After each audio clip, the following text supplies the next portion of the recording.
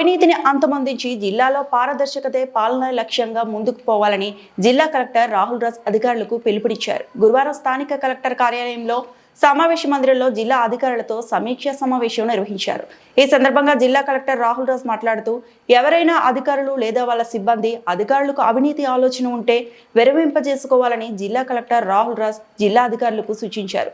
ప్రజల పట్ల ఉద్యోగులు జాలి కరుణ కలిగి ఉండి వృత్తి పట్ల నిబద్ధతగా ఉండాలన్నారు. పేదలను పీడించే అవినీతి ఉద్యోగుల భర్తం పడతామన్నారు. ఉద్యోగులందరూ నీతి నియమాలు అలవర్చుకోవాలని సూచించారు. వీరి శాఖలో పేరుకుపోతున్న అవినీతిని కూకటి వేళ్లతో పెకిలించడమే లక్ష్యంగా అధికారులందరూ సమన్వయంతో పనిచేయాలన్నారు. ప్రభుత్వానికి ప్రజలకు మధ్య వారధులు ప్రభుత్వ ఉద్యోగులేనని తెలిపారు. అధికారులంతా ఏకతాటిగా అవినీతిపై ఉక్కుపాదం మోపాలన్నారు. రాష్ట్రంలో అవినీతి రహిత మెదక్ జిల్లాగా తీర్చిదిద్దాలని అధికారులకు సూచించారు. అనంతరం అవినీతిపై ఉద్యోగులతో ప్రతిజ్ఞ చేయించారు. ఈ కార్యక్రమంలో ZP CEO Ellaiah, DRDA Srinivasarao, జిల్లా రెవెన్యూ అధికారి భుజంగరావు, మెదక్ ఆర్డీఓ రమాదేవి, అధికారులు తదితరులు ఉన్నారు. తెలుసుకొని పనిచేస్తున్నటువంటి అవసరం ఉంటుంది కాబట్టి ఒకసారి మొన్ననే మనం విజిలెన్స్ వీక్ సందర్భంగా ఆ రోజు కూడా మనం ప్రతిజ్ఞ తీసుకున్నాం, ఇచ్చినాం. మనం అందరం కూడా మళ్ళీ ఒకసారి గట్టిగా సెన్సిటైజ్ చేయాలనే ఉద్దేశంతో కలెక్టర్ గారి ఆదేశం మేరకు ఈరోజు మనం అందరం ఇక్కడ ఎవరైనా హెచ్ఓడి మీ డిస్ట్రిక్ట్ హెచ్ఓడి ఫీల్డ్ ఆఫీసర్స్ ఉండొచ్చు.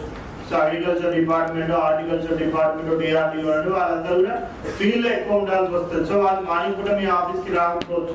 సో ఈయన రాలేదు కాబట్టి నేను మెల్లగా 11:30 వస్తున్నట్టే కాదు. సో ఎవరు వచ్చినా రాకపోయినా మన బాధ్యత ఉంటుంది. మన అధికారి వస్తున్నారు, అన్ని కూడా సీసీటీవీ కెమెరాలు పెట్టించినారు. సో ఎవరెవరు ఎప్పుడు వస్తున్నారు, ఎవరు పోతున్నారు కూడా నేను అవన్నీ కూడా నోట్ చేసుకుంటా ఉన్నాను. బట్ అట్లా పెట్టాల్సిన అవసరం లేదు. అది మన అంతలో మనకే ఉండాలి.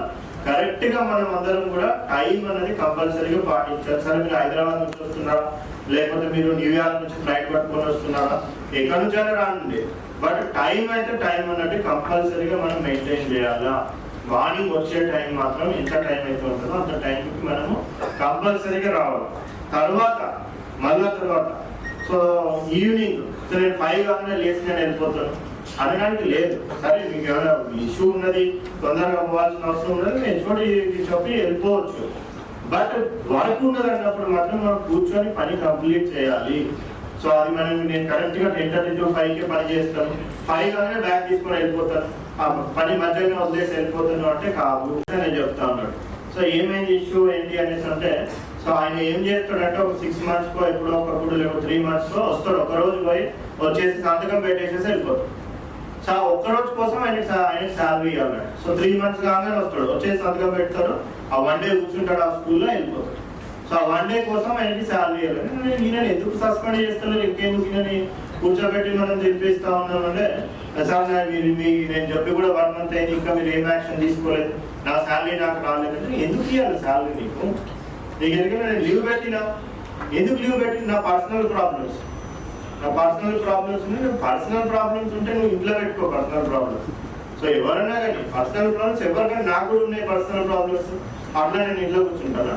సో పర్సనల్ ప్రాబ్లమ్స్ ఎవరికైనా ఉంటాయి, ఉండకుండా ఉండవు. బట్ పర్సనల్ ప్రాబ్లమ్స్ ని తీసుకొని వచ్చి ప్రొఫెషనల్ లైఫ్ ని మనము ఖరాబ్ చేయదు. సో ఒక టీచర్ సరిగ్గా వేరే డిపార్ట్మెంట్స్ వాళ్ళదన్నా ఆయన లేదంటే ఆయన పని ఎవరో చేస్తాం, మనం పని చేస్తామనేసి రూల్స్, రిలవెంట్ రూల్స్, లాస్ ని అవన్నీ కూడా తూచా తప్పకుండా మనం అన్ని కూడా పాటిస్తామనేసి code of ethics. So ethics ని మనం అందరం కూడా పాటిస్తామనేసి లాస్, రెగ్యులేషన్స్ రిలవెంట్ టు మీ డిపార్ట్మెంట్ ఉన్న లాస్, రెగ్యులేషన్స్ ని అవన్నిటిని కూడా మనం హానెస్ట్ గా మన డిశ్చార్జ్ ఆఫ్ డ్యూటీస్ లా మనం పాటిస్తామనేసి grievance redressal, so public grievance redressal ని మనము అట్మోస్ట్ ఇంపార్టెన్స్ మనం ఇస్తాం అనేసి, అదేవిధంగా rights and interest of all stakeholders మీరు, నేను, ప్రభుత్వం, పొలిటికల్ లీడర్స్, మళ్ళా తర్వాత అక్కడ ప్రజలు మెయిన్, సో వాళ్ళు, so and the society at large.